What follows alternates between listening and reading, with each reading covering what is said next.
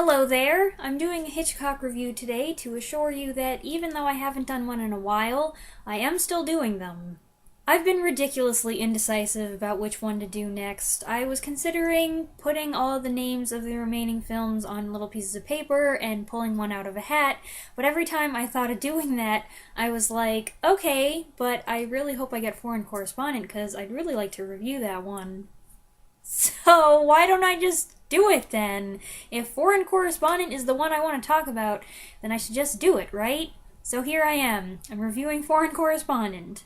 Foreign Correspondent stars Joel McCrea as American reporter Johnny Jones, working under the pseudonym Huntley Haverstock, who's sent to Europe to see what's really going on. Is there going to be a war or not?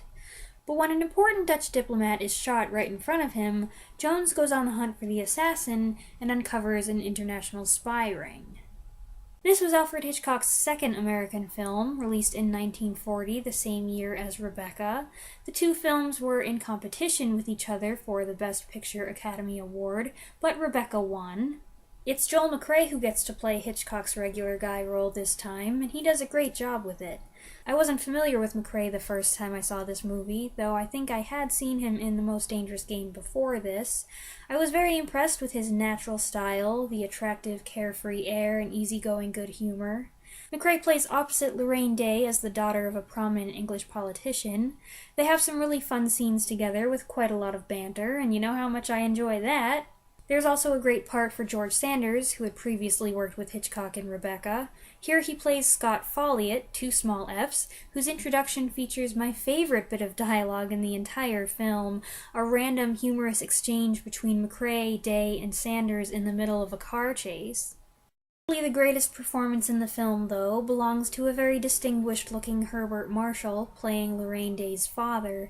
Interestingly, one of his first film performances was as the star of one of Hitchcock's early sound films, Murder, in 1930. Marshall plays a somewhat inscrutable character, witty, cultured, yet slightly evasive, who ends up caught between love for his daughter and dedication to his cause. Marshall was a very graceful actor who never went over the top, and I think he delivers an interesting, subtle performance here. The movie also features solid supporting work from Oscar-nominated Albert Basserman, who learned all his lines phonetically, Edmund Gwenn, Harry Davenport, and Robert Benchley, who was also one of the many writers who contributed to the script. This film is reflective of the pre-war atmosphere of 1939, with the American characters wondering what exactly the situation is in Europe, and the Allied and Axis powers talking peace while readying for war. At the time of filming in 1940, the British had already declared war on Germany, but America had not. To sidestep a potentially dicey situation, Hitchcock chose to use fictitious names and events instead of over-specific proper nouns. So though Hitler and Germany are briefly mentioned, and it's pretty obvious the bad guys are German, the term Nazi is never used. Plus, as a bonus, Hitchcock secured a certain universality for his film that it might not have had if it leaned too heavily on references to then-current events. However, after filming had wrapped and shortly before the film's release, the Germans started bombing Britain.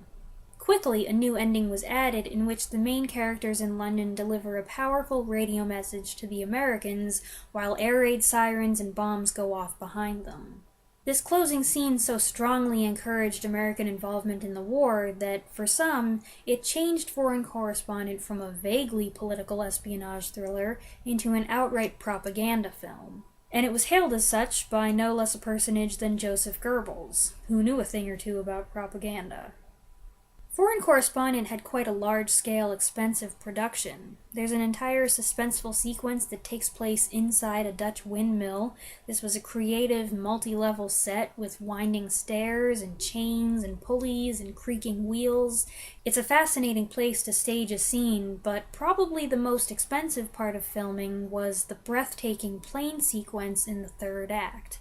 I'll say no more about that, as it lies in spoiler territory, and I really don't want to get into spoilers, but it makes for a very exciting, well-done climax. At 2 hours, I think it's a little long, longer than the average film of its kind from the era, and I do wonder now and then, much as I like it, if the humor isn't a little oddly placed sometimes. Occasionally something serious or shocking happens, and then in the next scene, the characters are bantering again. They do not spend much time dwelling on things. It's just not in the character's nature.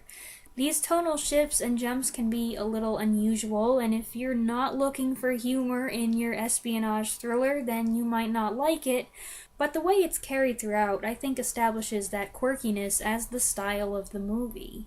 And there's so much good comedy interwoven throughout the entire film, I can't imagine what it would be like without it.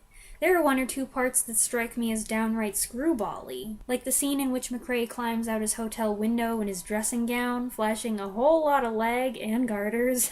He sneaks into Laraine Day's bathroom and sends a whole party of hotel staff to crowd his own room, Marx Brothers style. It's a great scene. It underlines McCrea's character's inventiveness and unconventionality, and it's just plain funny.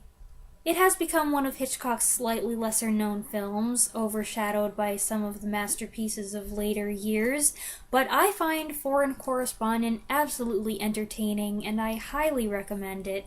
If you've seen it, I'd love to know what you think of it, so go ahead and leave a comment and let me know, and I will see you next time. Thanks for watching.